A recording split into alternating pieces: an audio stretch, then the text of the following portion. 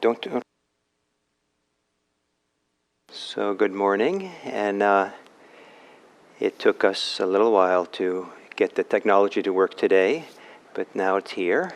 And the idea is to turn these on 10 minutes early, but it took us 10 minutes to figure it out today. So we will start.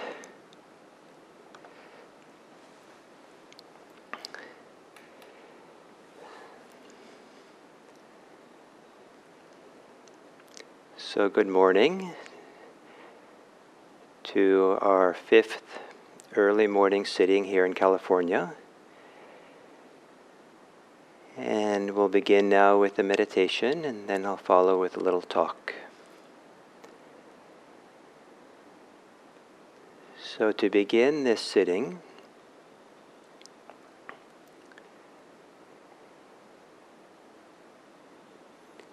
take a few moments to feel your physical connection to the place you're sitting.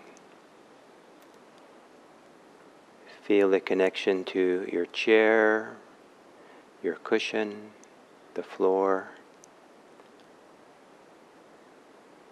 And feel where that connection is strongest, most firm.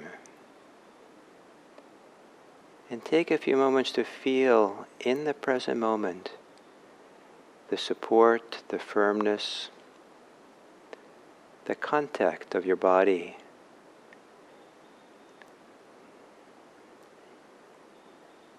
against that which is holding you up.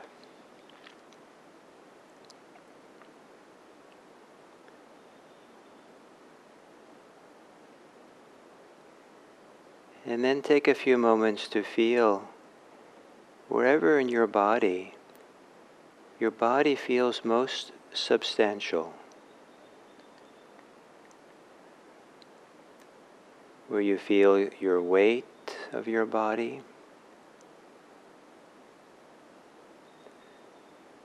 the substance of your body,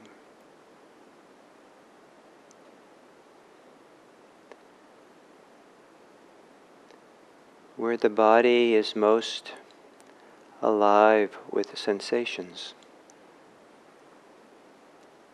And if what's most alive is uncomfortable or painful, let your attention roam around and feel all the various sensations, even the pleasant ones.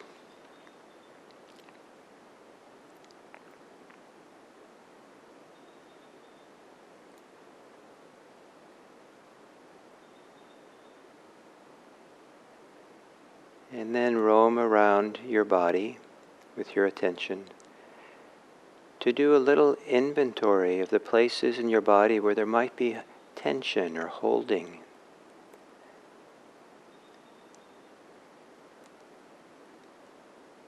And as you exhale, see if you can relax these parts of your body. And if they don't actually relax, maybe soften the body.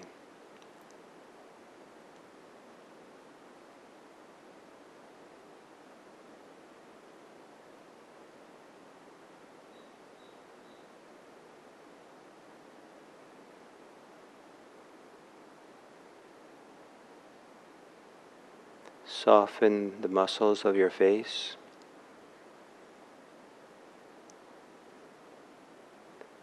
Perhaps letting your eyes rest in their sockets. There's nothing you need to look at while you're meditating.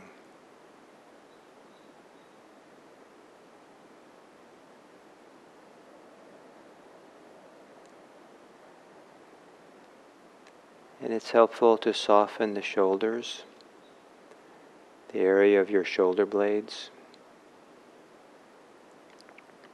Perhaps letting the gentle tug of gravity pull on the shoulders as you exhale.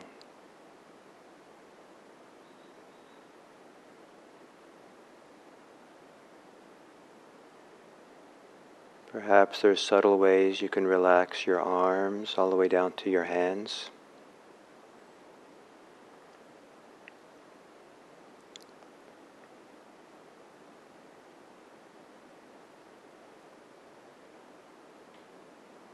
perhaps as you exhale, there can be a softening in your chest.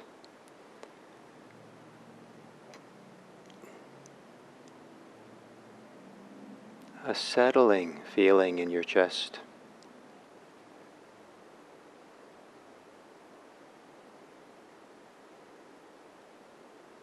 And then a softening in your belly.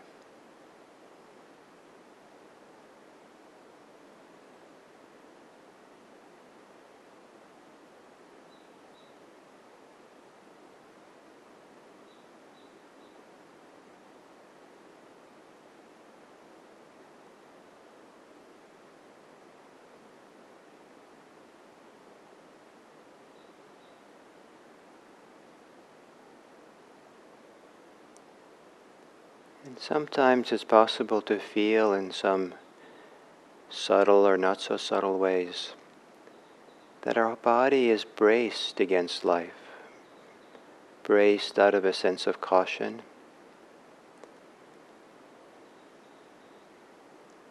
And perhaps for these few minutes of the retreat, of the sitting, you can soften and relax any sense of bracing yourself.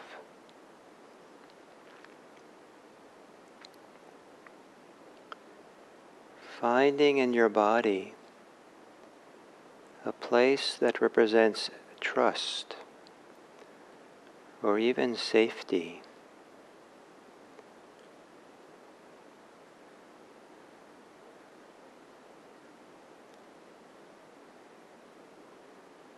Where your attention can settle and your mind can relax. The thinking muscle can soften.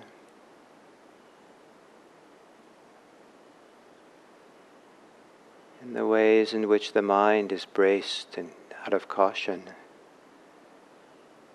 or racing ahead can begin to quiet a bit slowly over the course of the meditation. As you exhale, relaxing the mind, softening.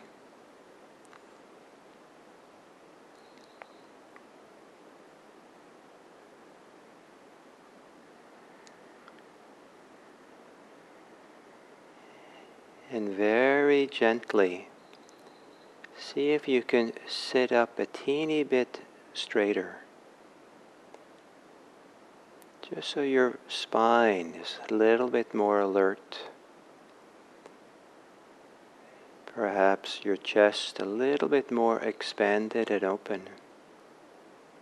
Just a teeny bit.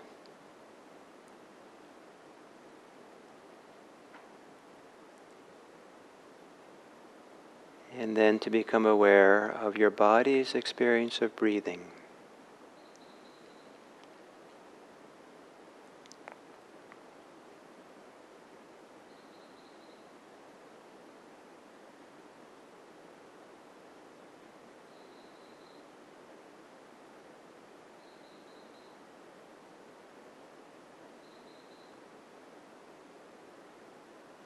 And as you inhale, softly relax into the whatever holding or pressure or resistance comes up at the top of the inhale. In the last moments of the inhale, reaching the limit of how much the torso will expand. Soften, relax at that moment. Maybe so ever so slightly the inhale is longer.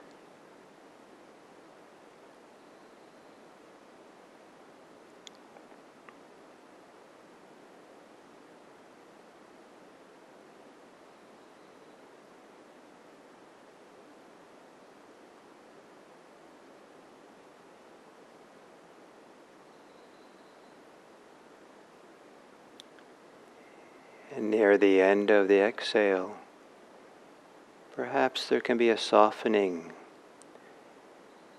in your chest, your rib cage, front and back. your diaphragm, your belly,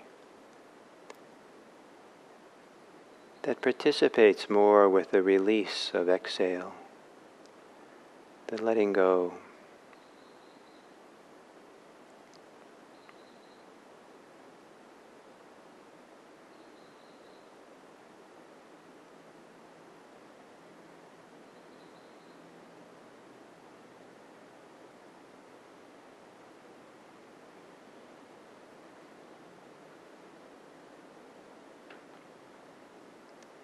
And the experiences of inhaling and exhale, they come and they go. They appear and then they disappear. The inhale begins, it comes to an end. The exhale begins and it comes to an end.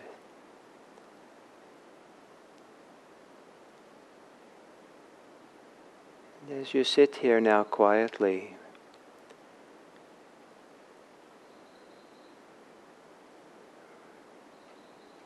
let yourself be sensitive to how breathing comes and goes, arises and passes. How there's nothing to cling to in breathing and the sensations of breathing as they come and they go.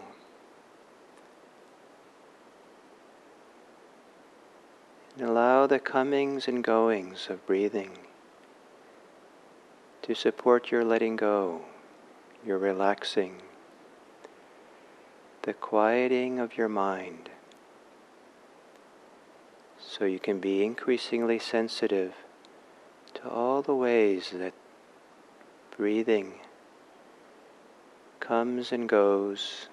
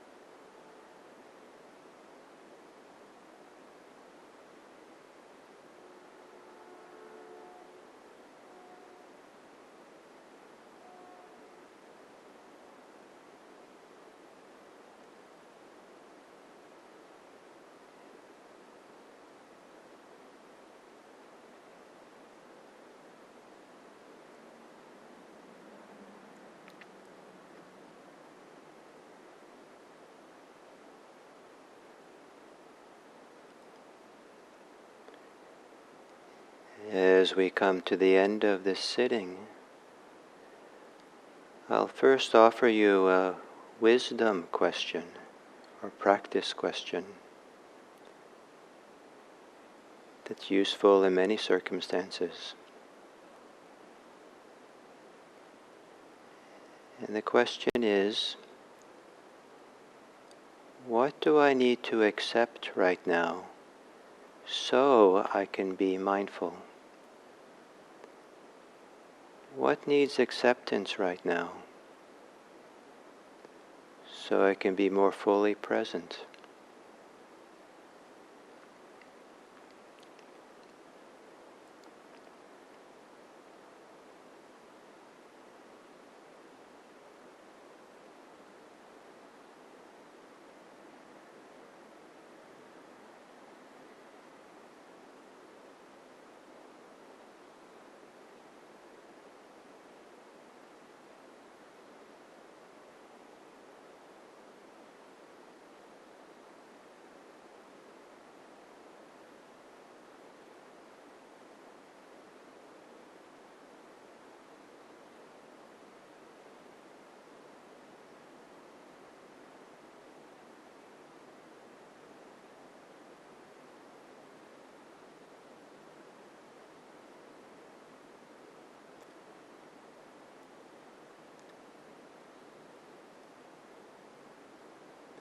And that question could also be restated for our everyday life with other people. To be the question,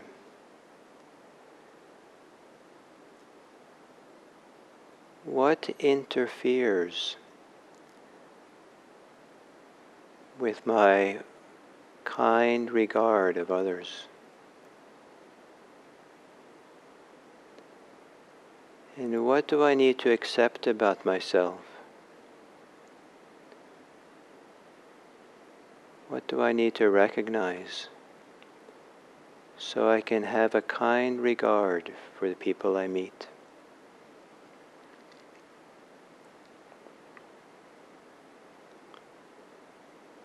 And with those questions as a support, we can end this sitting with a short reflection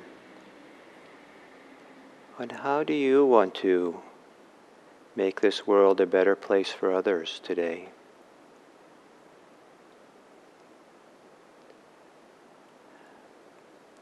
How can this half-hour sitting be transformed or be used as a basis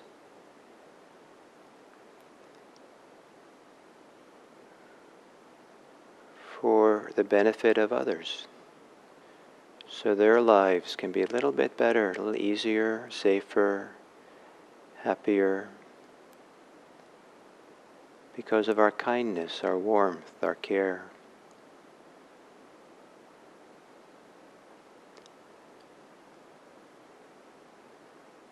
May it be that our practice serves for the welfare and happiness of all beings. May all beings be happy. May all beings be free of danger. May all beings be free. May all beings everywhere be happy.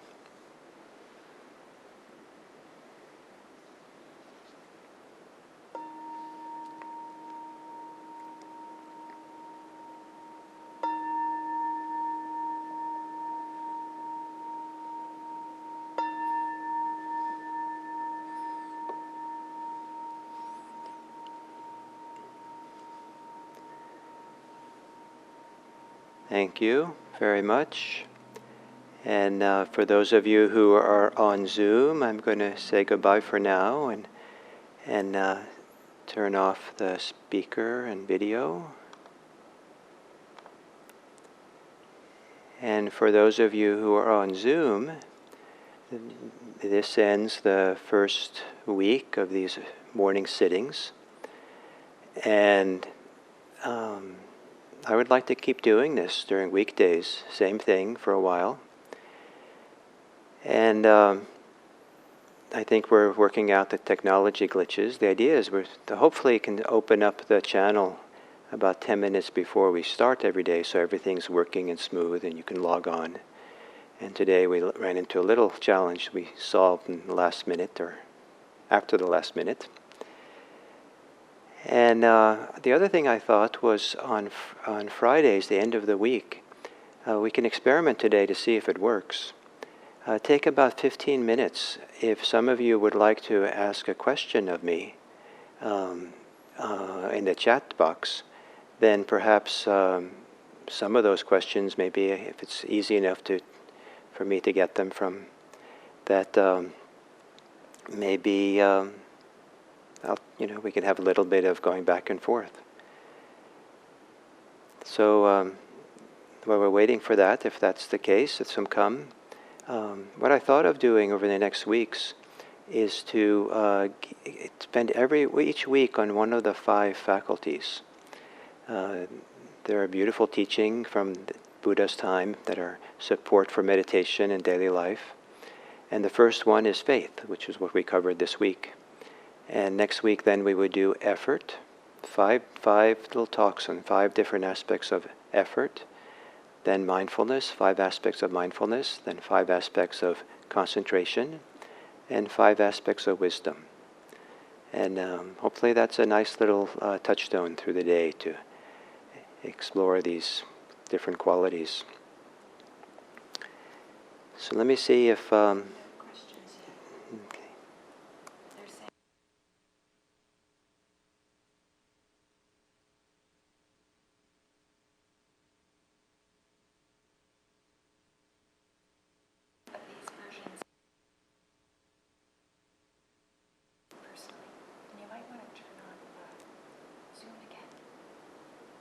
Oh, you know something? I've kind of got confused here because I thought we ended the sitting and I didn't give the talk. Right. Yeah. I was all content and happy that, so I think maybe the Zoom people are also waiting for the talk. They're just sitting there. So let me give the talk, and then those of you listening, if you do have questions near the end, you can... Yeah, yes, okay. Okay, so this 5th talk on faith is the topic of acceptance.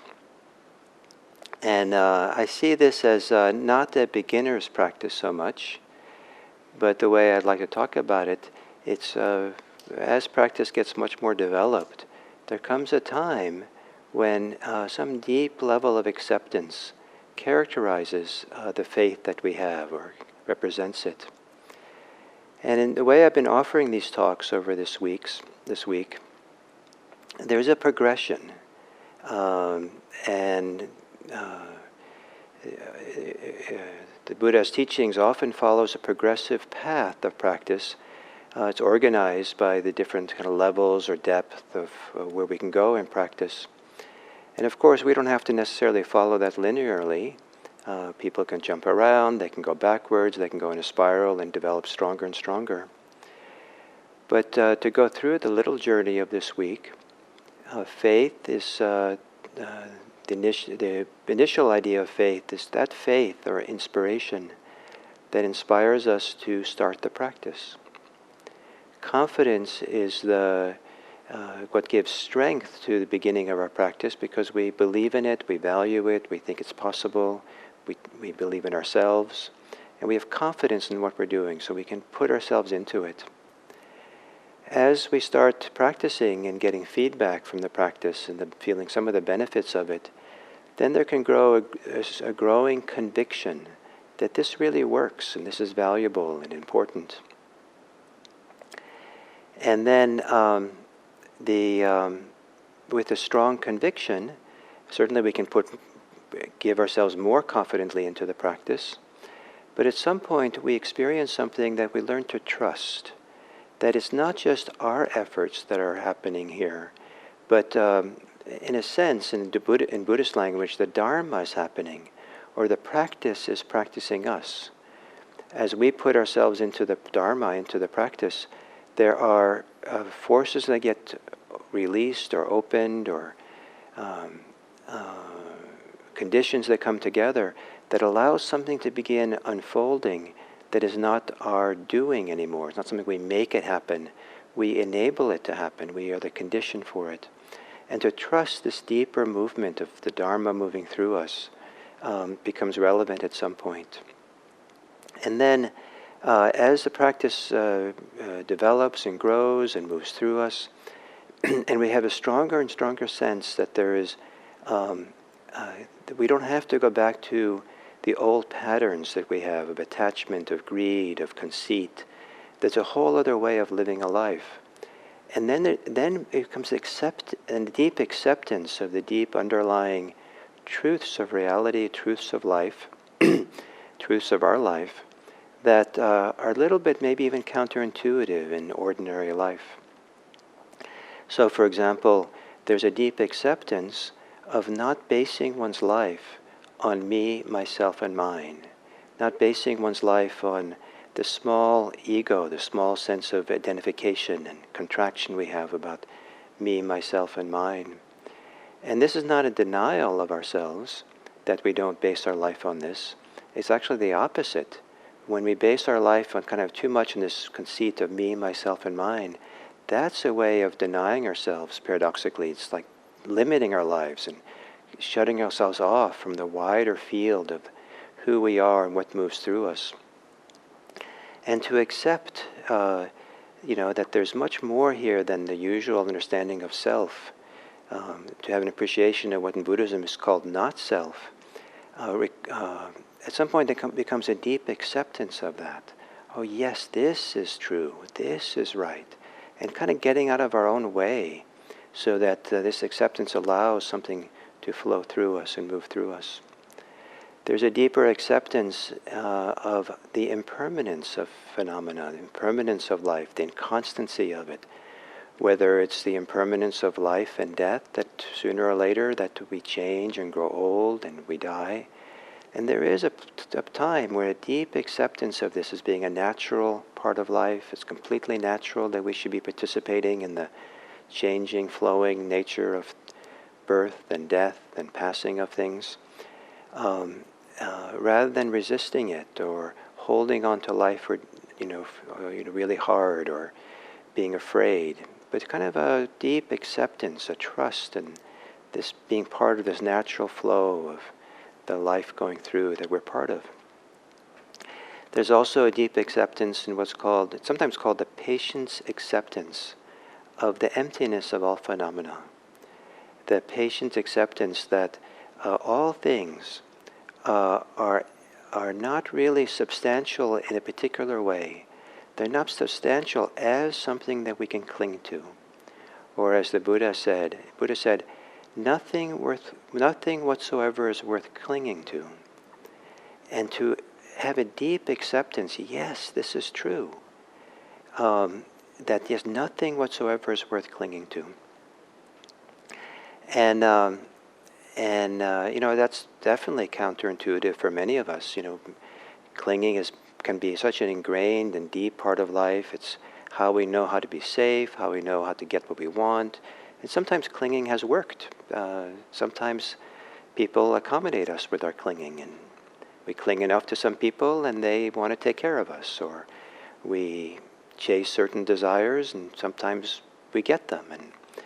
But there's a cost, and it's certainly a cost that really being separated from our innate potential for freedom, for the kind of deep peace and happiness of freedom that can come from a deep trust in life and a deep acceptance.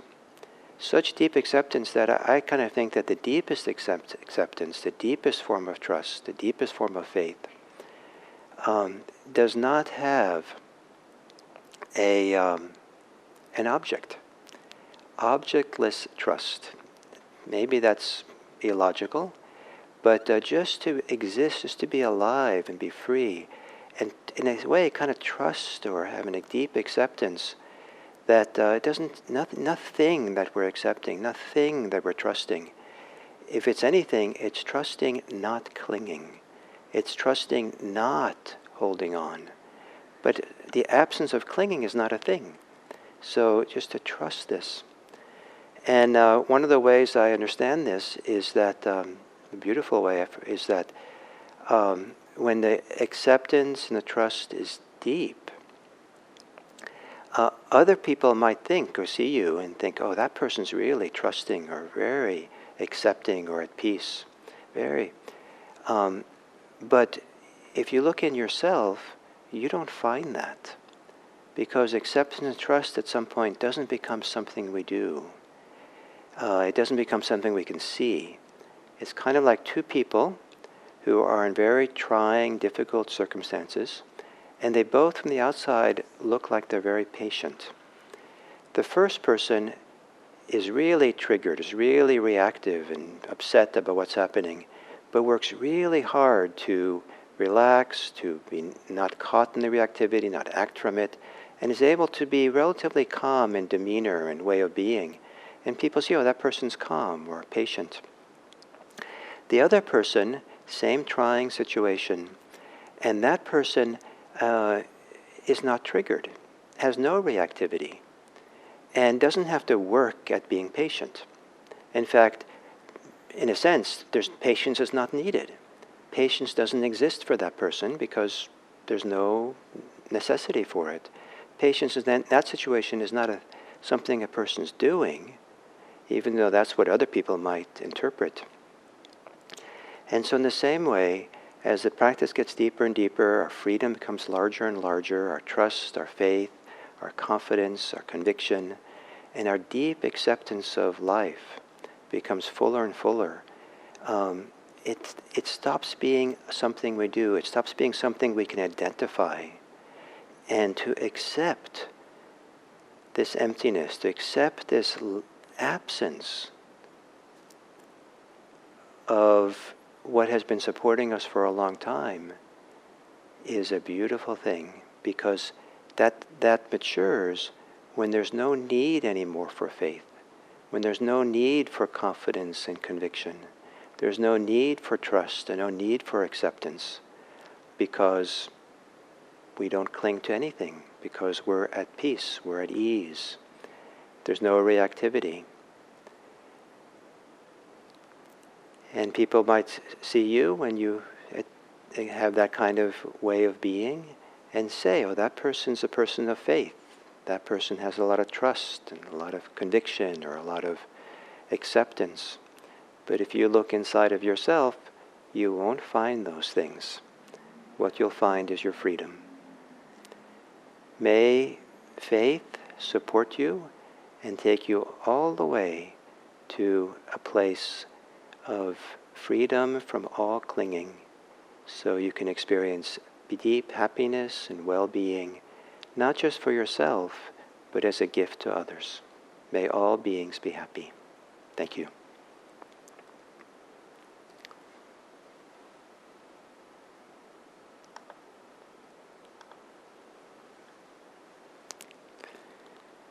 Okay, so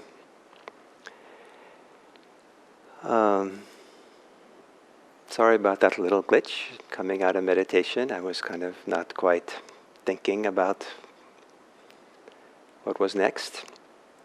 I was a little bit excited about the possibility of having some interaction with the YouTube audience and maybe seeing if there were some questions that they might have, and so we'll see if there's any.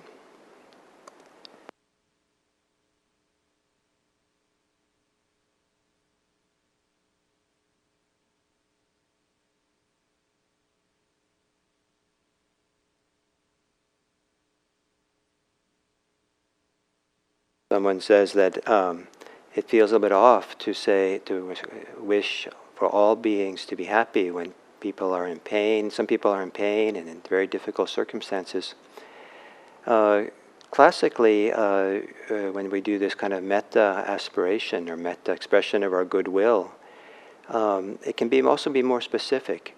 They can be, may people be safe. May people be free of affliction. May people have ease with whatever their circumstances might be.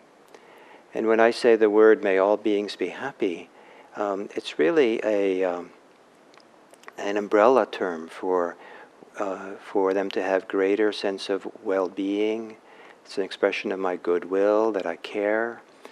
And, how exactly my wish is going to make a difference for the world, I don't know. There's many ways. And when I do these kinds of dedication of merit or this metta, I often like to reflect practically about how can I actually do things that makes the life of others somewhat better. And if the people I'm with are sick, or the people I'm with are in pain, or have some challenge, then when I think about it, I think about ways, small ways and big ways, that I could make their life a little bit better. And but in shorthand, that means helping them become happy. Something like that.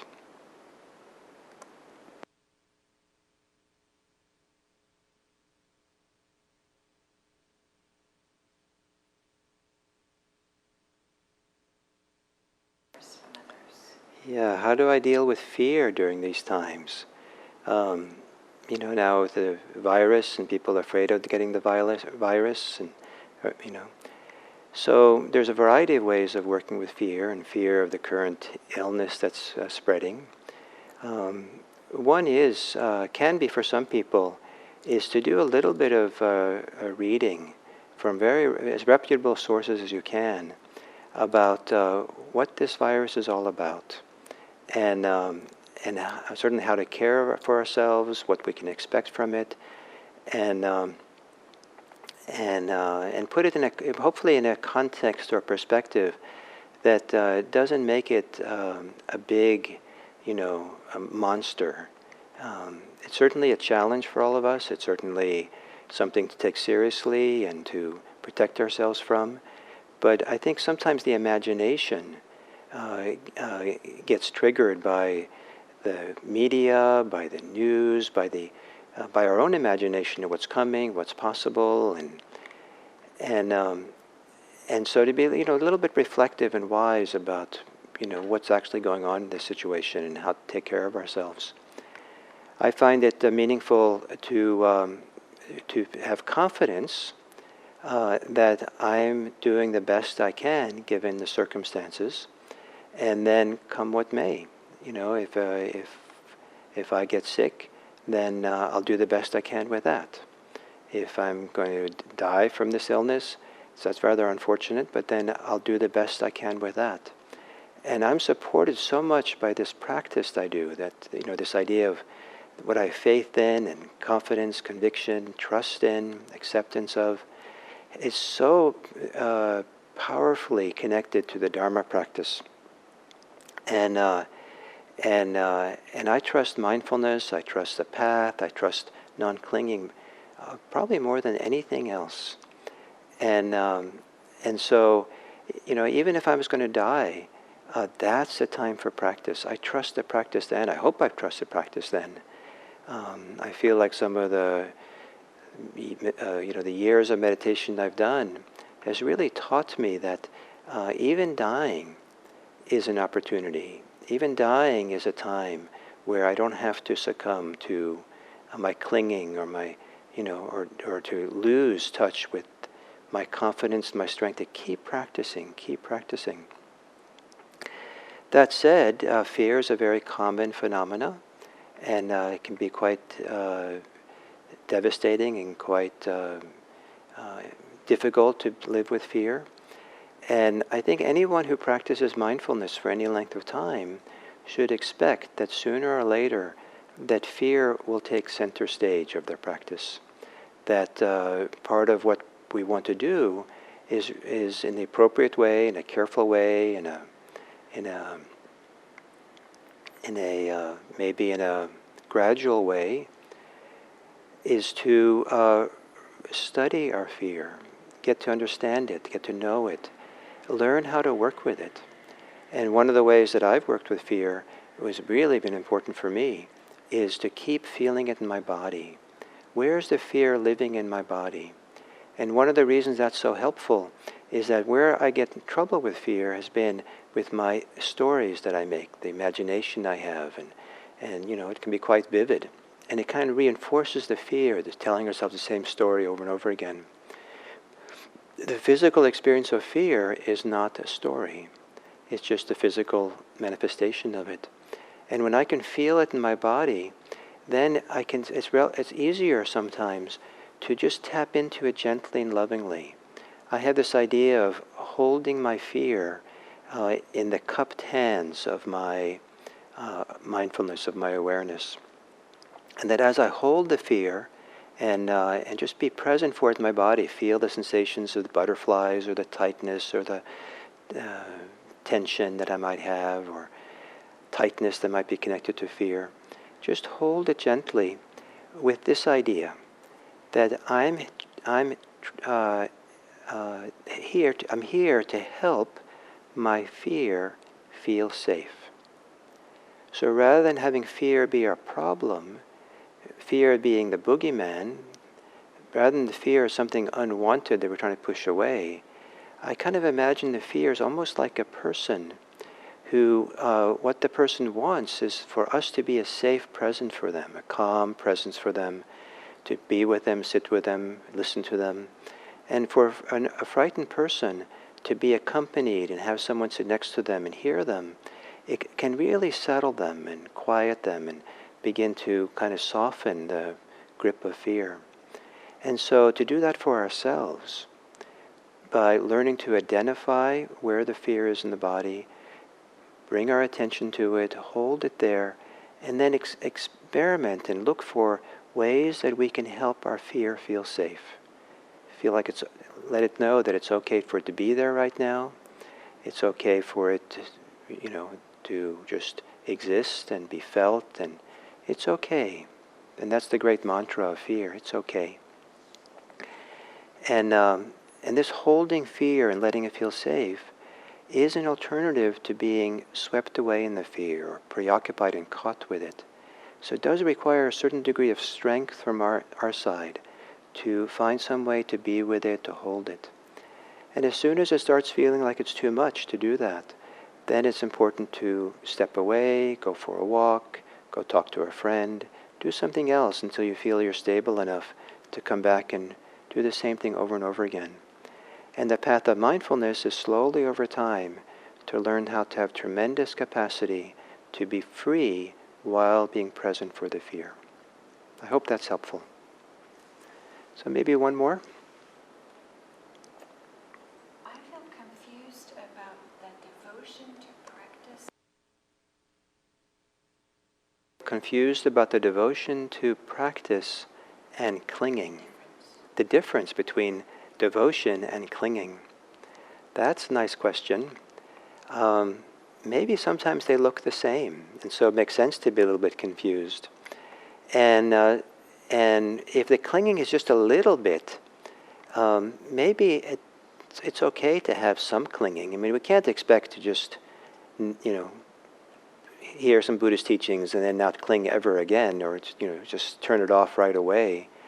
Even though Buddhism talks a lot about non-clinging and the value of it, it's not a crime to cling by itself. We don't have to feel like we're a bad person if we cling, or that we're doing it wrong if we cling. It's just painful if we cling, and if we want not to have that pain, then we want to find another way. So you want to be a little careful not to be too negative about clinging, even though the path is to the freedom of clinging. And so if you're more relaxed a little bit within reason of clinging, then if you're mindful, the path is self-correcting. When the time comes to recognize when clinging is a limitation, mindfulness will show you when that is. So if there is some clinging with the devotion, then sooner or later you'll feel it and work through it.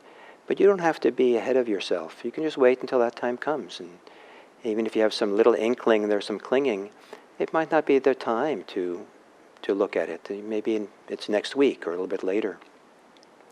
With devotion, you have a strong devotion to practice or to Buddhism or something. If you have a good friend that you trust, you might ask them is your devotion being a problem for anyone? Does anyone think that you're overdoing it in some way, or becoming a zealot or something? And sometimes getting feedback from someone else is good, and if they tell you, oh, no, there's no problem here, then just continue and don't worry so much about the clinging until the mindfulness flushes it out. If your friend says, yeah, you're a little bit difficult to talk to these days because all you ever talk about is this, what you're devoted to, then maybe there's the clinging involved, and then maybe you stop and take a good look. Clinging always involves contraction, tightness, discomfort. Devotion, I believe devotion in its essence is something that's opening, relaxing, and it brings a sense of ease or peace or well-being, this devotion. It's kind of like the difference between feeling kind of open-hearted love and a yes to what's going on, versus having neediness to have and want to possess something, like a person or something. And so that's what occurs to me. And if the question comes a little bit because you have devotion, then I want to appreciate that and value that, and want to tend carefully to the seedling of devotion so that it can grow and develop and become a support for you. So thank you, everyone. And if this was nice to take a few minutes like this for questions and some responses, maybe on Fridays we can use that a little bit after the little talk. And I hope that these sittings are nice for you. Certainly nice for me to come here and sit and be able to share this way. And I hope that you have a quiet and reflective and peaceful weekend. And maybe I'll see some of you on Monday. Thank you.